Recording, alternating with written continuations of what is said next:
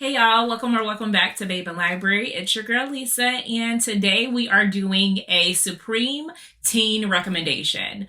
I've said time and time again on this channel, I am no longer in a YA space, and so a lot of the teen books that come out are not necessarily for me. However, this is the top 10, the best of the best. When I tell you this is what kind of brings me back into the genre and gives me a little bit of life, these are the books that I would recommend to any adult who is still looking to tap into their inner youth or wants to find that special book to recommend to a family member or a mentee that they wish they had when they were younger. So first book on my shelf is going to be Ace of Spades.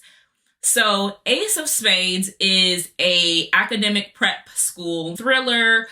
To some extent, it is a horror because of a lot of the things that's happened. It centers Chiamaka, who is pretty much the queen of the school. She is popular. She is one of two Black students in the school. She is top dog. And someone starts to mess with her and the only other Black students in the school, whose name is Devon.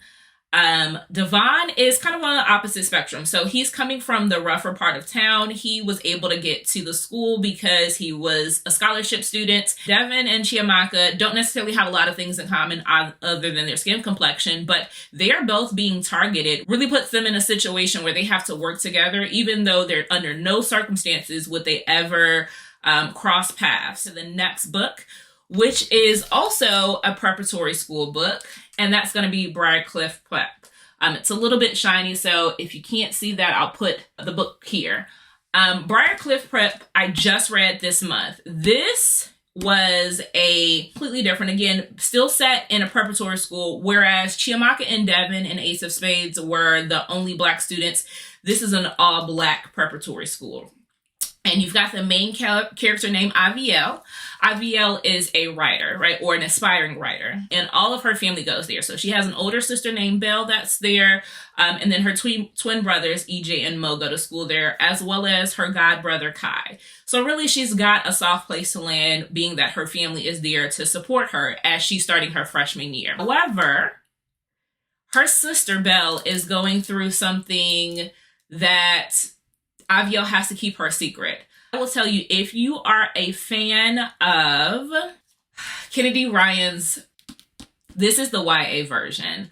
This book had me in my feelings so much, like I was going off, I was livid on behalf of these characters. I was outraged, and I will tell you, if I hadn't already read Kennedy Ryan, I don't know if I would have been prepared to read what I read in Briarcliff Prep. So if you're looking for a way to discuss difficult conversations such as domestic abuse in a relationship, and you want to tie in that this can happen earlier when you are young, and you want to have that discussion with your little sister or your little cousins or your mentees in high school, and you want them to be able to see the signs of when someone is in trouble, please recommend Briarcliff Prep. I would honestly ask that you read it first before recommending it to them because, again, it is heavy content or triggering. But this one, a lot of the information was gone through and discussed in like a message board content. So my next book also has like a message board aspect to it, and that's going to be Slay by Brittany Morris. This was a 5-star book that was one of the first times I saw my youth self represented in a book. I never felt myself connect to a female main character as I did with Slay. Kiera is brilliant. She is the inventor of Slay, which is a game centered around the Black experience. And someone is breaking into the messaging board and are antagonizing a lot of the people that are playing the game. And they also start to for Kiera, and to the point where it goes into the news, it becomes viral, and it becomes a legal battle, right? So it's one of those reverse racism situations where they say, okay, you all made a game and I don't see myself in it, right? The Kiera's like, hey, everything else in the world revolves around you and everything else centers you, but this game is for us, right? For us, by us, and let us just have this one thing in peace. And you come to find out, or she comes to realize, that she may or may not know the person who is antagonizing and trying to get her game shut down. I would recommend this to maybe one of your family members or friends that is really into gaming, right? So if they love playing video games, they love being on message boards, if they love having that virtual reality situation, tell them to pick this one up. I would highly recommend it. Now, one of the things I will say, this book deals directly with racism, and the next book that racism is completely overt would be Weight of Blood by Tiffany D. Jackson. Tiffany D. Jackson is the teen queen. Like, anything she puts out and her name is on it, pick it up. This is a Carrie retelling, and Carrie is my number one horror movie that I will watch over and over and over and over again. So to see that Tiffany D. Jackson modernized it, I thought this was amazing. Again, 5 out of 5 stars. This centers Maddie, who is mixed, but she has been kind of brought up or raised by her father to pass as white. This is around prom. As you can see, Maddie was drenched in blood with a tiara. And so that leads me to what you probably can guess, which is You Should See Me in a Crown by Leah Johnson. So this is a sapphic romance. You ever have a teenager that wants to see themselves represented, not only solely based on their skin complexion, but also based on their sexual identity or sexual preference, I would encourage picking up You Should See Me in a Crown. Leah Johnson primarily has been focusing her storylines on sapphic relationships. So I'm glad to see that this one is getting so much hype in the community as well. But You Should See Me in a Crown centers Liz. Now, Liz Leidy is really wanting to pursue her dreams of going to college to follow her musical passions, but she doesn't necessarily have the financial aid that she's going to need to take it to the next level. Her parents are deceased, and so she's living with her grandparents, and they're taking care of her and her little brother. So, you know, the financial constraints are tight, and so she doesn't want to put more on her grandparents than they're already dealing with now. The only way in which she can really raise money is to potentially go out to be prom queen, but she doesn't like attention. So because she doesn't like attention, it's going to be very hard for her to become prom queen. So You Should See Me in a Crown is what I would encourage for anyone that wants to kind of find their purpose and their place in the world. This would be a good starter for that. The reason why a lot of us adults will love it is because this has a lot of 90s themes and references. So they talk about doing the kid and play dance. You get to see references to a different world. All the things that we love about the culture, especially in the 90s, this is going to be where I would tell you to start. Another book that has a lot of those themes, or two actually, this one and the next one both hold the same themes, but Finding Jupiter by Khalees Rowe. Again, very shiny for whatever reason. All of these books are shiny, but you've heard me rave about this on the channel. So this is a YA contemporary romance between Orion and Ray. Orion and Ray are two youthful students who find each other at the skating ring, and their families have a backstory that they are not familiar with. So you've got Orion, who is a cinnamon roll character, and he sees Ray in all of her luxurious rainbow colored braids, and he's instantly in love. He goes and put his heart on the line. Now, Ray isn't really looking for love. She's just looking to, go about her day. She loves skating. She wants to, she wants to pursue her passions and dreams. But Orion is not giving up, and he's coming after her. And this is their relationship as he tries to court her and woo her, not knowing all along that their families are intertwined, and not necessarily in a way in which is going to be conducive for them to have a relationship. So I will tell you, I will continue to recommend this because not enough people are speaking about it. But as I told you, they find love in the skating rink.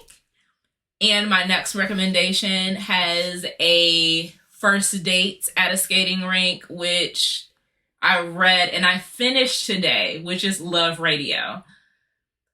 5 out of 5 out of 5 stars. Like I just said, You Should See Me in a Crown and Finding Jupiter has very 90s themes. This right here is 90s supreme. Like, if you're looking for something as an adult that takes you back, haven't heard of this book, let me put you on game.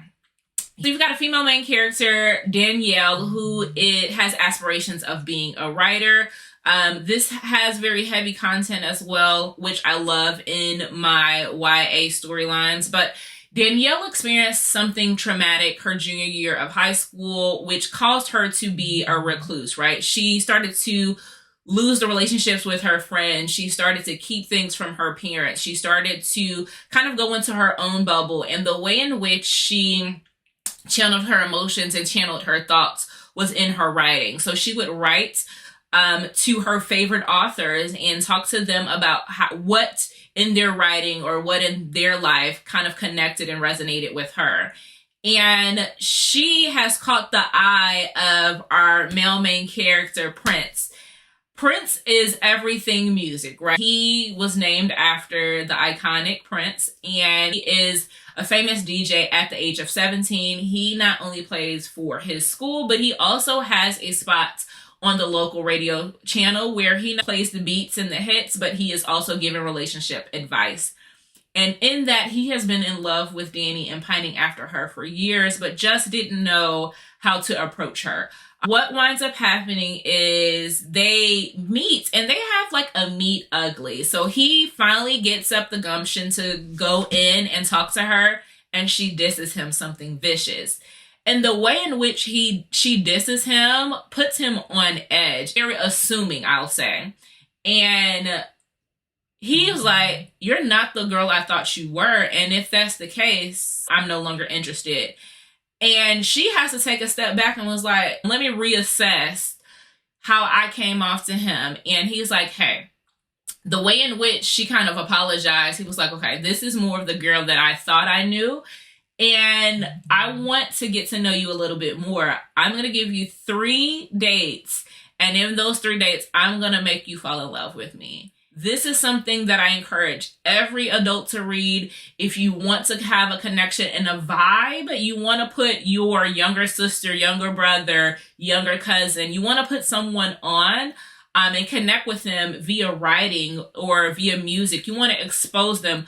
Ebony did an amazing job of infusing Detroit history. So if you want to connect with them over Motown, if you want to connect with them over Toni Morrison and Maya Angelou, expose them to the culture, expose them into the richness of Black history and Black excellence, Love Radio is the thing to do it. Now, Love Radio made me cry, and this next book made me cry as well. Both of them have to do with divorced parents, and this one is Instructions for Dancing by Nicola Yoon. I sobbed. Big crocodile tears with this one. Nicola Yoon is an author who packs emotion in every single thing that she's done. You've probably watched a movie or heard of other books for her. She's had Everything, The Sun Is Also a Star. This one doesn't have a movie, but I'm crossing my fingers that, Hollywood will say, I need to pick up this one, because this is the story of X and Evie, and they're put in a situation where they become dance partners. Neither one of them are involved in dance. X, his grandparents own a dance studio, and he puts them in competition with one another.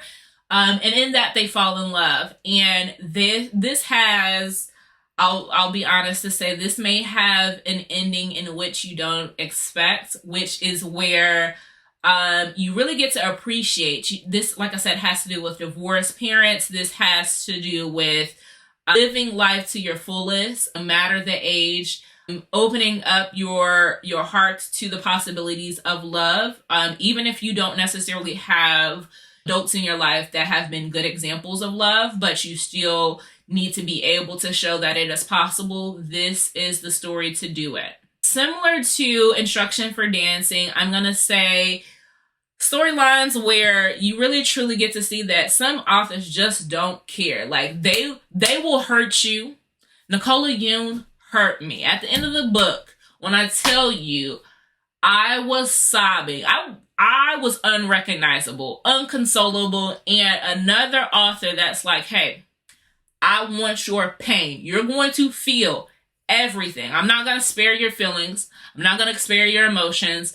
I'm not going to even spare the characters that you may or may not come to love, because what I'm writing, you all need to read. That is going to be Blood Scion by Deborah Fillet. Let's get into, if you can see, let's get into this book. Gorgeous, beautiful, stunning.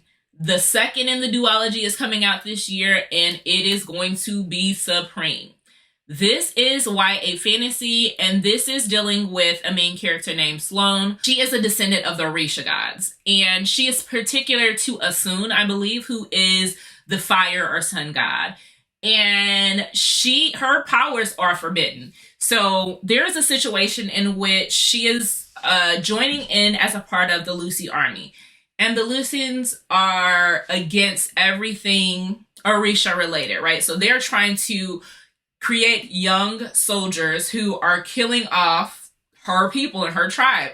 Now, your choices in this situation are to infiltrate the army, become one of them, hide your secret, and stay alive, or them find out who you are and exterminate you and possibly try to go for everyone you love if they're not already deceased. So really the choice is clear. So Sloane decides to infiltrate the army. And when she goes through there, she's got competition. That is a battle. And she starts to have rivals and people that are, wanting to see her dead. Some people may even know her secrets. And this is about fighting and doing what's right. Do I infiltrate the army and try to just survive? Or do I try to take it down and stand up for my people and make a difference in the world by the power that I have within my body and my breath, and fight for others who may not be able to do what I can do? This was brutal. I'm going to tell you right now, when I read this, I was like, there's no way that this is YA. It's impossible that they allowed her to be this dope and create this for a young adult audience, because typically we like to shelter them from the reality. This talks a lot about colonization, and this talks a lot about oppression, and this talks about genocide, rather. I was very surprised that this was YA, but I truly believe that this is what needs to be in the history books, right? And if we don't give it in the true context, let them read it for themselves in a fictional story, and let that be the way in which they digest the information of the true reality of our world. I would not be surprised if this was banned or will be banned in the future, but I'm going to tell you right now, it has a home on my shelf, and if I find a kid that needs to read it, I will gladly lend it out to them.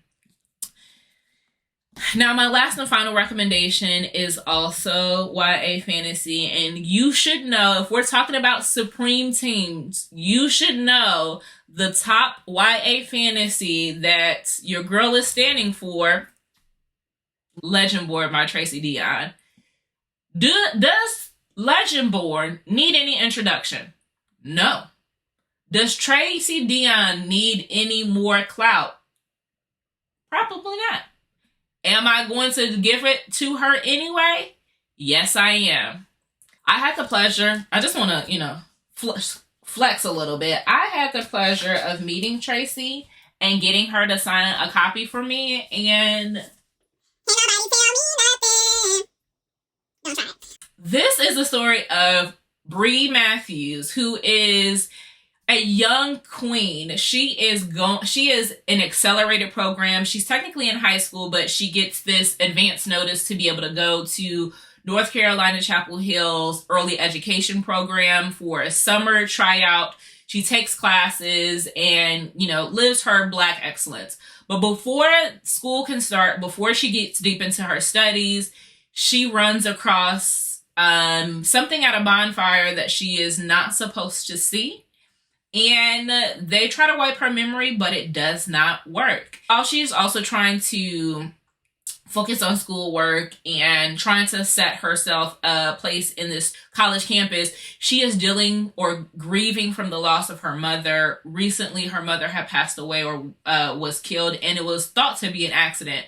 But in reality, what she comes to find out is that her mother was murdered, and she believes that the people that are responsible for and or know something about her murder ties to the school in which she is now enrolled at. And she wants to figure out a way to infiltrate a secret society. Again, if you can see, the theme is kind of infiltration.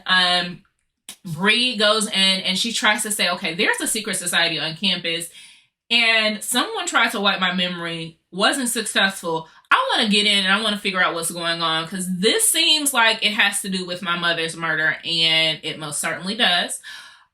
You get to see in this book a Black girl shake the table in a magical setting. So I absolutely loved and adored this 5 and 5 stars. Do me a favor and leave me a flower emoji for instructions for dancing, and I'll talk to you all next time. Bye.